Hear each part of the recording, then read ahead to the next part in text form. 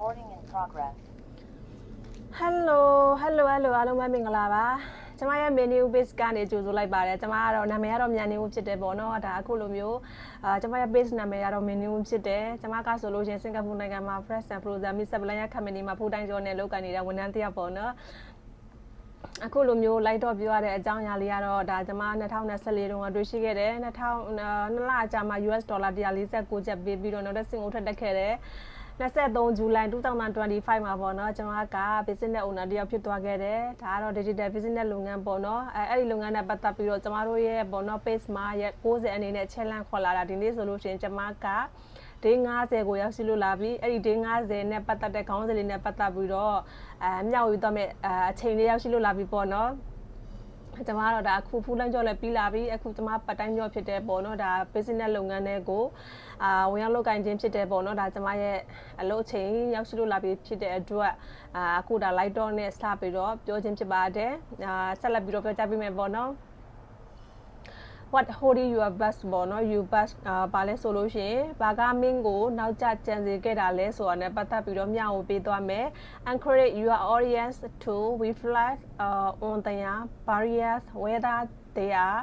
financial emotional or mental or forward or encouragement and practical advice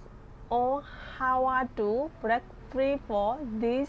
limitation ပေါ့နော်limitation ဆိုတာနဲ့ပတ်သက်တဲ့မျှဝေပေးသွားအဲ့လိုမျိုးအကြောင်းနဲ့ပတ်သက်ပြီးတော့မျှဝေပေးသွားမယ်ငွေကြေးဆိုင်ရာဖြစ်စေစိတ်ခံစားမှုဆိုင်ရာဖြစ်စေအတားအဆီးများကိုစင်စင်သုံးသပ်ရပြည်ဒီပေါ့နော်ကျမရဲ့ follower တွေကိုကျမအနေနဲ့ပြန်လဲပြီးတော့မျှဝေပေးသွားမယ်ဒီလိုမျိုးကန့်သက်ချက်တွေကိုလွတ်မြောက်တဲ့နည်းတွေနဲ့ပတ်သက်တဲ့အကြောင်းအရာတွေအပိစကားတွေပြောတဲ့အနေနဲ့လက်တွေ့ကြတဲ့အကြံဉာဏ်အနေနဲ့ကျမအနေနဲ့မျှဝေပေးသွားမယ်ပေါ့နော်ဘာကမင်းကိုနောက်ကျကြံစီခဲ့တာလဲဆိုတာနဲ့ပတ်သက်ပြီးတော့မျှဝေပေးသွားမယ်ပေါ့နော်ကျမဆိုလို့ရှိရင်ပေါ့နော်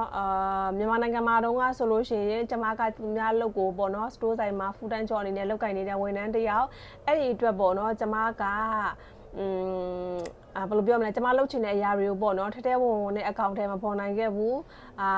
ဝင်ငွေတစ်ခုပဲကြည့်ပြီးတော့ပေါ့နော်ကျမက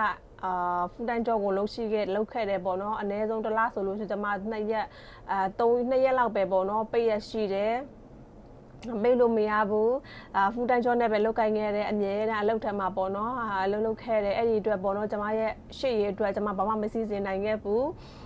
အဲ့ဒီအတွက်အခုမှပေါ့နော်နောင်တရတာပေါ့နော်လက်ကားဆိုတာလည်းမှန်တယ်အဲ့ပေါ့နော်ကျွန်မကကျွန်မရဲ့အချိန်တွေကိုအလုပ်ထမ်းမှာပဲနှိမ့်မြုပ်ထားခဲ့တယ်ကျွန်မရဲ့ရှေ့လမ်းသွားမဲ့လမ်းကိုပေါ့နော်ကျွန်မကိုယ်တိုင်မဖောက်နိုင်ခဲ့ဘူးဝင်ငွေလမ်းကြောင်းကိုပဲကျွန်မက